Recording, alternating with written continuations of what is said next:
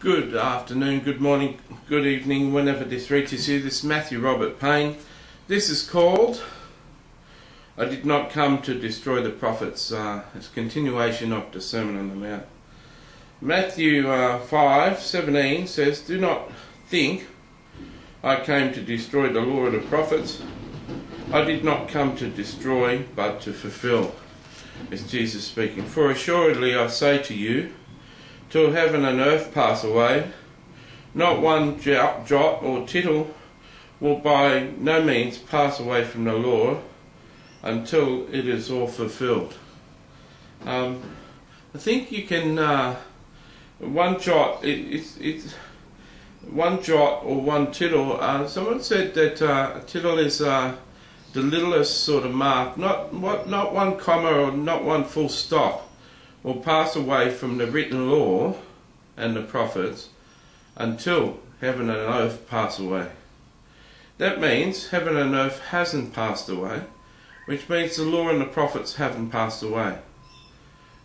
It's true that you don't get to heaven by practicing the law these days. It's true that the observance of the Jewish law will not win you a ticket to heaven.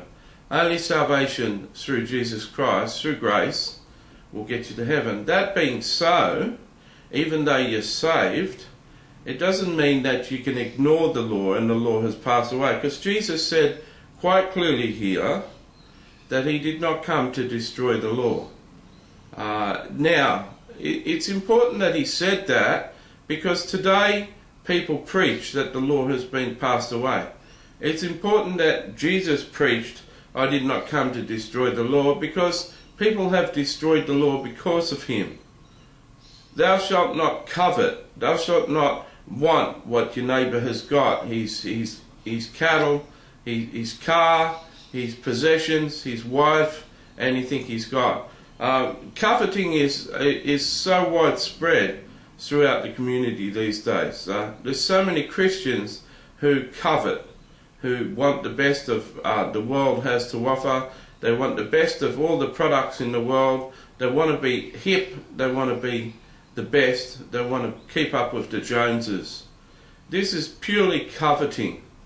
If the Christian church, if the people in the Christian church didn't covet, the poor nations could be okay. They could be okay because the Christians would have enough money to share with them.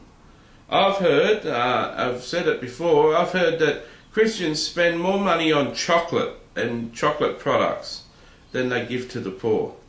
I've heard, and I'll say it again, that Christians spend more money on entertainment than they do giving to the Lord and His will. It is very obvious that Christians covet. Christians steal. They not only steal from their boss, they not only steal when they're given the opportunity, they steal time from their employers.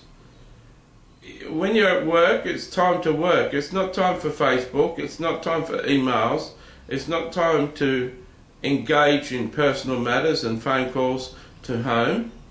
When you're at work to work. Now, if you don't work all the time and you're engaging in time on Facebook or engaging in emails or personal phone calls, you're stealing time from your boss. There's many parts of the law that Christians just ignore these days. The Ten Commandments are broken easily. People don't honour God with all their life, with all their heart, with all their mind. They honour themselves, they honour goods and services, they honour the lusts of the world. They don't honour God with all their time and resources. It's important that Jesus shared that the law won't pass away, because the Christian church is quite convinced that the law has passed away. Not only has the Old Testament law passed away, but many Christians say that having to obey Jesus, having to obey his commands, is a practice of earning your way to heaven. It's a works doctrine, that you're only saved by the works that you do for Jesus Christ. Jesus said 4 times in John 14 and John 15, "If you obey me, you love me. If you love me, you'll obey my commandments."